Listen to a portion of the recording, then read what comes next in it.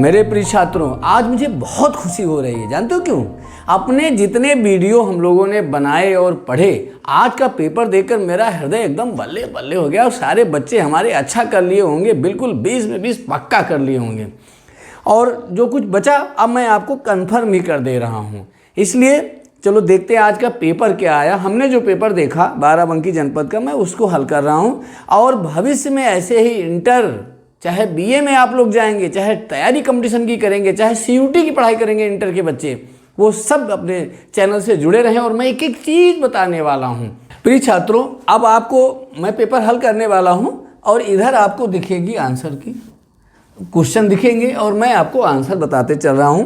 पहला प्रश्न था हंस पत्रिका के संपादक। किसके संपादक? हंस के संपादक। आप लोगों ने कौन सा लगाया? बहुत सही आप लोगों ने लगाया, प्रेमचंद। कौन थे? प्रेमचंद। वेरी गुड, बिल्कुल अपने वीडियो में, पहले वीडियो में था। अगला था प्रश्न शुक्ल युग के प्रसिद्ध उपन्यासकार। ध्यान रखना, उसने उपन्यासकार पूछा है।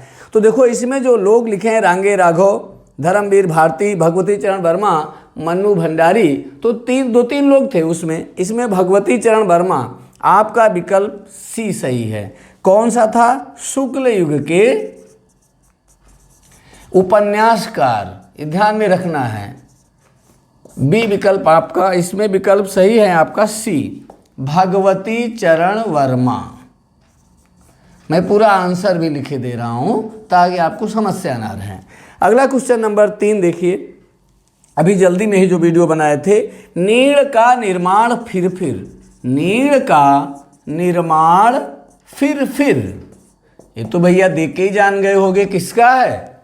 हरिवंश राय बच्चन, उनकी आत्मकथा थी। अब देखा जाए विकल्प आपका बी सही है। क्या विकल्प सही है? बी, आत्मकथा। चौथा प्रश्न देखते हैं। प्रश्न नंबर 4 है चेखव एक इंटरव्यू। बहुत बढ़िया प्रश्न था। चेखव एक इंटरव्यू, इसके उसने रचनाकार पूछे। पता है कौन थे रचनाकार? आप लोगों ने भी वही लगाया है, राजेंद्र यादव। कौन थे? राजेंद्र यादव लगाया है। किसने लगाया है? राजेंद्र यादव ने लिखा था। अगला प्रश्न देखो, ध्रुव स्वामिनी नाटक के रचनाकार, रोज बताते थे यही। ध्रुव स्वामिनी नाटक के रचनाकार कौन है? जयशंकर प्रसाद। विकल्प में देखा जाए भाई क्या है? विकल्प आपका सी सही है, जयशंकर प्रसाद। डायरेक्ट याद होना चाहिए, विकल्प का चक्कर ही ना रहे। क्वेश्चन नंबर 6 देखिए, लिखा है रीतिकाल की रचना है। रीतिकाल की रचना, उसने प्रश्न क्या पूछा है? रीतिकाल की रचना क्या पूछा है? रामचरितमानस, प्रिय प्रवास, प्रेम माधुरी, रामचंद्रिका। डी विकल्प आपका सही है, रामचंद्रिका। किसकी है? केशव की है। क्वेश्चन नंबर 7 देखिए, रचना तार सप्तक का प्रकाशन वर्ष। अज्ञे जी का कई बार मैंने तुम लोगों को बताया है। तार सप्तक का प्रकाशन वर्ष उसने पूछा है 1943। विकल्प देखिए, विकल्प बी सही है आपका, 1943। क्वेश्चन नंबर 8 देखिए, लोकायतन के रचनाकार। लोकायतन पता ही है, कितनी बार चर्चा हुई, प्रकृति के राजकुमार का भी है। लोकायतन, लोकायतन के रचनाकार कौन थे? पंत थे। इसमें विकल्प देखो क्या है? सी, सुमित्रानंदन पंत। फिर देखो क्वेश्चन नंबर लिखा है 9, बहुरी अकेला। बहुरी अकेला रचना, ये थोड़ा सा ट्रैक से हट के रचना थी। बहुरी अकेला, ये तुम्हारे कोर्स में ही है। अशोक वाजपेयी, विकल्प ए सही है, अशोक वाजपेयी। कौन सही है? अशोक वाजपेयी। विकल्प आपका ए सही है। देखो आज के प्रश्नों पर बहुत आसपास का चर्चा करने का कोई विषय नहीं है, कोई मतलब नहीं, सीधा आपको आंसर से हम जोड़ रहे हैं। प्रश्न देखो है बहुरी अकेला, आप जान गए अशोक वाजपेयी। क्वेश्चन नंबर 10 है आपका रीतिकाल किस समय अवधि, भैया जैसे रीतिकाल वाला पढ़ाए थे आपको बताए थे पद साहित्य के इतिहास में, समय अवधि को तोड़ के भी बताए थे, समय प्लस अवधि, इसकी समय सीमा वो पूछता है। तो देखो हिंदी साहित्य का इतिहास वाला ध्यान देखो, 1643 से 1843, यही वाला विकल्प सही है। 1643 से 1843 ईस्वी लगा लो भाई आप लोग। अगला प्रश्न जानो कहाँ से आया, हास्य रस का स्थायी भाव। आपको जो रस वाला वीडियो बताए थे उसमें पहला रसय हास्य था, और हास्य रस का स्थायी भाव आपको हंसकर भी सुनाए थे। क्या था, हास्य था। देखो भाई विकल्प क्या सही है, हास्य था, आपका विकल्प डी है। आगे समझ में, जिसने ये वीडियो देखा होगा, गलत होने का प्रश्न ही नहीं है। हाँ, अगला ये लाइन तो वैसी ही पेपर में आई है जैसी हमने बोर्ड पर लिखा था। क्या लिखा है, जहां पर उपमेय की किसी उपमान से गुण धर्म के आधार पर समानता की जाए वहां अलंकार। समानता, समानता तो क्या हो जाएगा, रूपक, उत्प्रेक्षा, अनुप्रास, उपमा अलंकार। ये लाइन ही ऐसी हमने लिखी है, तो इसका विकल्प भी सही है, उपमा अलंकार। वहाँ समानता बताई जाती है, सम सरिस समान, ये सारे शब्द लगाए जाते हैं, सम सरिस समान। चलिए क्वेश्चन नंबर देखिए 13। जिसने छंद वाला वीडियो देखा है, इसमें प्रश्न पूछा है रोला छंद के प्रत्येक चरण में मात्राएं, रोला में मात्राएं इसने पूछा है। जिसने छंद वाला वीडियो देखा है, मैंने उसको तोड़ के गिन के जोड़ के सब बताया था, मात्राएं लगा के 24 मात्राएं होती हैं। विकल्प आप देख लो, विकल्प भैया भी सही है। क्वेश्चन नंबर है 14 में लिखा है अनुग्रह शब्द में उपसर्ग, अनुग्रह उसने शब्द लिखा है और इसमें पूछा है उपसर्ग। आपको पता, हमने कई बार समझाया था कि व्याकरण आए ना, इसको तोड़ लेना है, सही शब्द अलग कर लो। ये है अनु और ये है ग्रह, तो उपसर्ग इसमें क्या लिखा है, अनुग्रह। क्वेश्चन नंबर 15, उसने लिखा है आई प्रत्यय जोड़कर कौन सा शब्द बना है। अब देखो जो 4 विकल्प दिए, चारों पढ़िए, 2-3 बार पढ़ दीजिए, और जो अलग हो जाए वही वाला सही हो जाएगा। महानता, इसमें तो ता है, आई आया ही नहीं तो गलत। लघुता, इसमें आई आया नहीं। अरे यार, इससे सरल भी प्रश्न कहीं बनता है, एक का ही लिखा है लिखाई। जब एक शब्द ही लिखा है जिसमें आई आया हो तो वही आपका उत्तर हो जाएगा। क्वेश्चन नंबर 16, जिसने समास वाला वीडियो देखा है, पूरा आप वीडियो खोल के देख लो, एक एक प्रश्न आपको मिलेगा। पंचवटी में समास उसने पूछा है।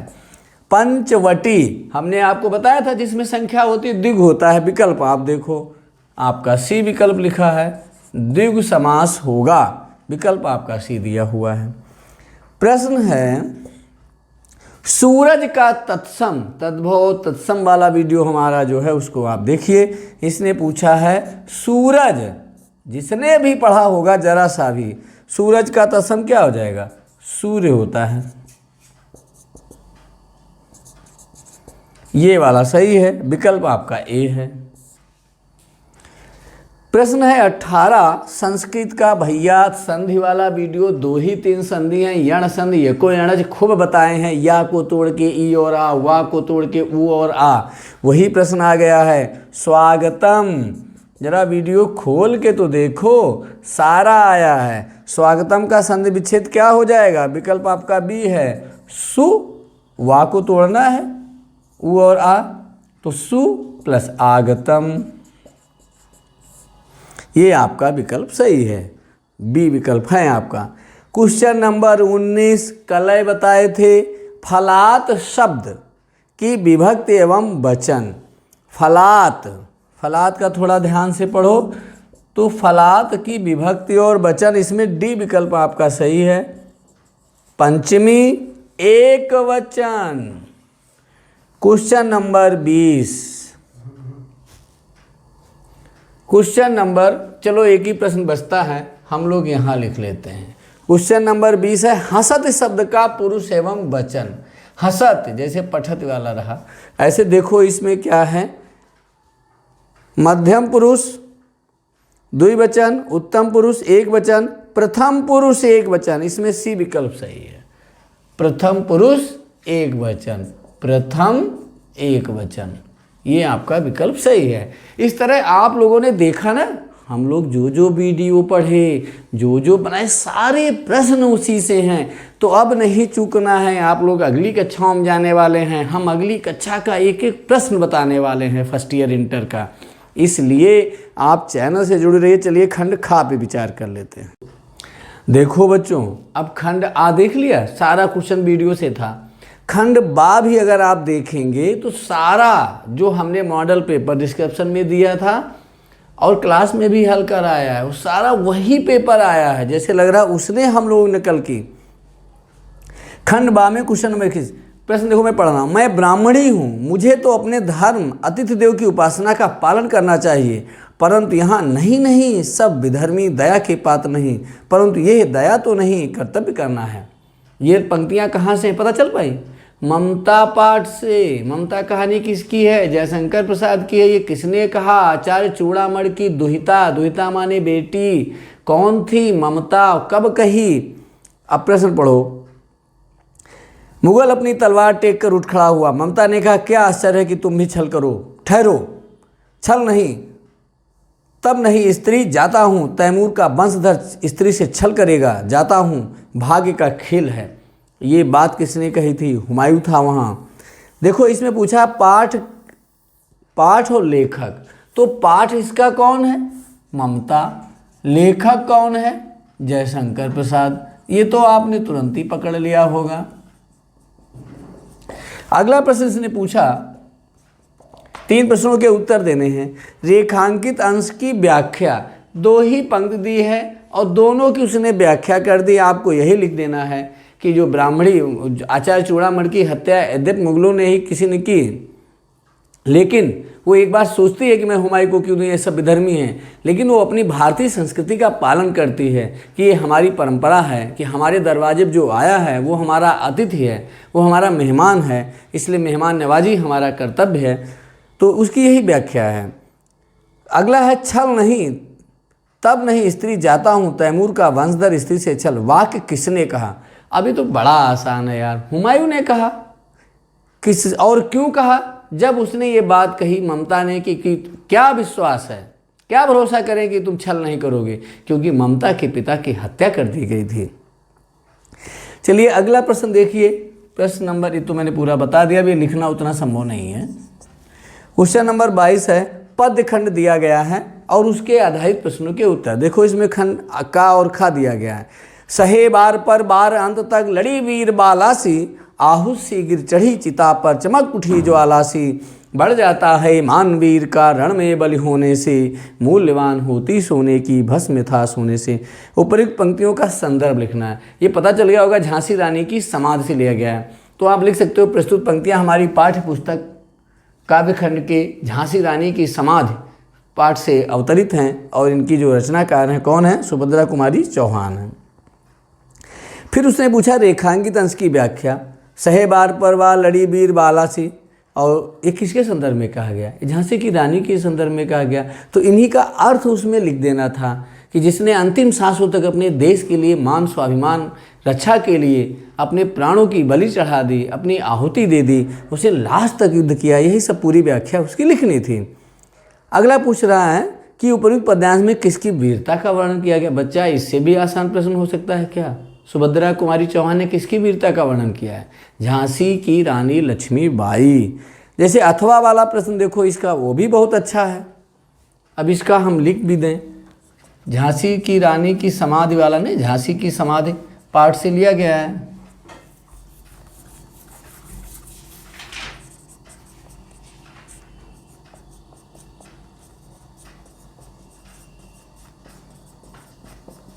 और लेखक कौन है इसका? कवि कौन? कवित्री है सुभद्रा कुमारी चौहान।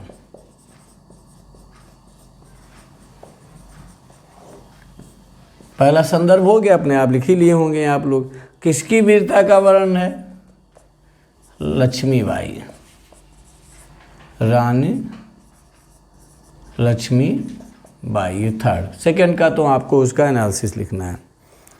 प्रश्न पूछ रहा है, उपर्युक्त पद्यांश में किसकी बाल क्रीड़ाओं का वर्ण, अच्छा अभी खा खंड हम लोग पढ़ने चल रहे हैं कि किलकत कान घुटुरुवन आवत मणिमय कनक नंद के आंगन बिंब पकड़िवे धावत कबो निरखि हरिया पुछाह को कर सो पकरन चाहत किलक हसत राजत द्वय दतियाँ पुनि पुनि ते अवगाहत कनक भूमि पर कर पग छाया यह उपमायिक राजत करि करि प्रतिपद प्रतिमन वसुधा कमल बैठकी साजत बाल दशा सुख निरखि जसोदा पुनि पुनि नंद बुलावत अचरा तरलय ढाक सूर के प्रभु को दूध पियावत। ये पाठ सूरदास से प्रश्न है। उपयुक्त पद्यांश का संदर्भ लिखिए। तो लिखना है प्रस्तुत, क्या लिखना है, पंक्तियाँ किस पाठ से ली गई हैं, सूरदास के पद। किससे, रचनाकार कौन है, सूरदास। इसी को आप लिख देंगे। प्रस्तुत व्याख्या पंक्तियाँ, प्रस्तुत पंक्तियाँ हमारी पद्य खंड के अवतरित सूरदास के पद नामक पाठ से ली गई हैं, जिसके कवि कौन हैं, सूरदास हैं। और अच्छा लिखना, लिख दो कर्ण भक्ति शाखा के सर्वोच्च कवि सूरदास हैं। अगला प्रश्न है रेखांकित अंश की व्याख्या। रेखांकित अंश की व्याख्या में केवल उसका अर्थ लिखना होता है, आपने लिख लिया होगा। थर्ड प्रश्न जो है वो थोड़ा सा समझाने वाला है। पद्यांश में किसकी बाल क्रीड़ाओं का वर्णन किया गया है, तो सूरदास की ना लिख देना, श्री कृष्ण की। किसकी, श्री कृष्ण की बाल लीलाओं का वर्णन किया। बाल लीला का मतलब ये वाले बाल नहीं, बचपन वाला बाल। चलिए अगला प्रश्न देखते हैं, आपका संस्कृत से आया हुआ। वाराणसी सुविख्याता प्राचीना नगरी, पता ही है तो साफ साफ लिख दिया इसने। इसका अर्थ लिखना है। ये वाराणसी पाठ के कि वाराणसी एक सुविख्यात प्राचीन नगरी है। यम विमल सलिल तरंगाया गंगाया कुल स्थित। ये क्या है, ये स्वच्छ तरंगों वाली गंगा नदी के किनारे स्थित है। अस्य घट्टा नाम वलयाकृति पंक्ति धवलायाम चंद्रिकायाम बहुराजते। इसके जो घाटों की जो वलयाकृत के घाट हैं, पंक्ति धवलायाम चंद्रिकायाम, धवल चांदनी में, चंद्रमा के प्रकाश में, रोशनी में बहुत सुंदर लगते हैं। अगणिता हमारे जिनकी गणना ना हो सके। पर्यटका सुदरेभ्या, पर्यटक दूर देशों से, देशभ्या नित्यम अत्र आयन्त, प्रतिदिन नित्य यहाँ आया ही करते हैं, आते हैं। अस्या घटा नाच शोभा विलिख्यम इमाम, बहुत प्रशंसा। और इसके घाटों की शोभा को देख करके इसकी बहुत प्रशंसा करते हैं। ये अर्थ आप लोगों ने लिख ही लिया होगा। क्वेश्चन नंबर 23 तो आपको बहुत आसान है, ये वाराणसी पाठ से था और इसका अर्थ भी मैंने बता दिया है। क्वेश्चन नंबर 24 में पहले तो हम लोग जब पढ़ते थे तो गद्य और पद्य अथवा करके आता था, लेकिन अब इसमें क्या है, पद्य। पद्य का मतलब श्लोक, श्लोक का अर्थ लिखना है। उत्तरेत समुद्र से हिमाद्रच दक्षिणम वर्ष तद भारत नाम भारती यत्र संतति। ये तो आपको अर्थ पता ही है कहाँ से लिया गया है। उत्तर यत समुद्र से, इसको ध्यान में रखना है, जो समुद्र के उत्तर में है, हिमालय के दक्षिण में है। इसका वर्ष तद भारतम, जिसका नाम भारत है और इसकी संतति हम सब क्या कहलाते हैं, भारतीय कहलाते हैं। अथवा वाला लिखा है माता गुरुतरे भूमे खात पितोच तस्त्रा। माता क्या है, पृथ्वी से स्थान बड़ा है। पिता का स्थान क्या है, आकाश से ऊंचा है। मम मनः शीघ्रतरम बातात चिंता बहुत राम। और मन जो है क्या है, मन हवा से भी ज़्यादा वेगवान है और चिंता जो है तिनके से भी हल्की है। उनके सबका संदर्भ लिखना है, तो इसका आप कहाँ लिख देंगे, जीवन सूत्राण से लिया गया है माता गुरुतरा वाला। और किसने उत्तर दिया, ये युधिष्ठिर का उत्तर दिया। आप सबने लिखा होगा, मुझे पूरी उम्मीद है। हाँ, क्वेश्चन नंबर 25 देखो, एक बात आपको याद है, जो कॉपी हमने आपको हल कराई थी, कॉपी हल कराई थी, अगर आपने कॉपी देखा होगा वीडियो में, मुक्तिदूत खंड काव्य के आधार पर राष्ट्रपिता महात्मा गांधी, देखो हमने साफ साफ आपको लिख के भी दिखाए थे। वही वाला प्रश्न एज इट इज आ गया। एक नहीं, ऐसे कई प्रश्न एज इट इज आए हैं। थोड़ा सा आप देख लीजिएगा। देखो गांधी जी का चरित्र हमने लिख के दिखाया था, ऐसे देख लीजिएगा। ऐसे एक नहीं कई प्रश्न हैं। तो 25 नंबर क्वेश्चन हमारा क्या था, गांधी जी का चित्रण था, जो अपने वीडियो में कॉपी वाले में हमने लिखा भी है। लिख के भी दिखाया, इवन सारे प्रश्न वही हैं। आप लोग पेपर थोड़ा ठीक से देखिएगा। क्वेश्चन नंबर 26 देखो, फिर वही आ गया। किसी एक का जीवन परिचय, जयशंकर प्रसाद। देखो ये मॉडल कॉपी हम लोगों ने लिखी थी, कोई आज नहीं लिखे हैं, ये आप देखिएगा। देखो इसमें क्या लिखा हुआ है, जयशंकर प्रसाद का जीवन परिचय आ गया, वही आया। क्या आ गया? देखो जयशंकर प्रसाद का जीवन परिचय। तो इसलिए हम लोग जो भी काम कर रहे हैं बड़ा प्रामाणिक काम कर रहे हैं। आप लोग देखे होंगे तो आप उसको पक्का लिख लिए होंगे। क्वेश्चन नंबर अगला देखिए, एक का जीवन परिचय देते हुए उनकी एक रचना बताइए। तुलसीदास, बहुत बढ़िया। तुलसीदास का हमने आपको सुनाया भी था, कविता भी सुनाई थी। पिता आत्माराम द्विवेदी, हुलसी जिनकी माता थी, राजापुर के कवि वे थे, मन में भक्ति राम की थी, ब्रज भाषा और अवधी भाषा पर अधिकार जिसे था। क्वेश्चन नंबर 27, 26, 27 ये सब जीवन परिचय थे, हमने कॉपी भी दिखा दी आपको। जो क्वेश्चन नंबर 27 है उसमें लिखना क्या है? वो तो लिखा है, अपनी पाठ्यपुस्तक का याद किया हुआ श्लोक लिखिए। श्लोक आप लोगों ने लिख लिया होगा, बहुत सारे श्लोक याद होंगे। क्वेश्चन नंबर 28 में संस्कृत के 2 प्रश्न लिखने थे। अलचंद्रा का आसित, तो बड़ा आसान था यार। चंद्रशेखरा स्वनाम किम कथित, आजादा बताया था। तो सुखा नाम उत्तमम किम, आरोग्यम, निरोगी काया।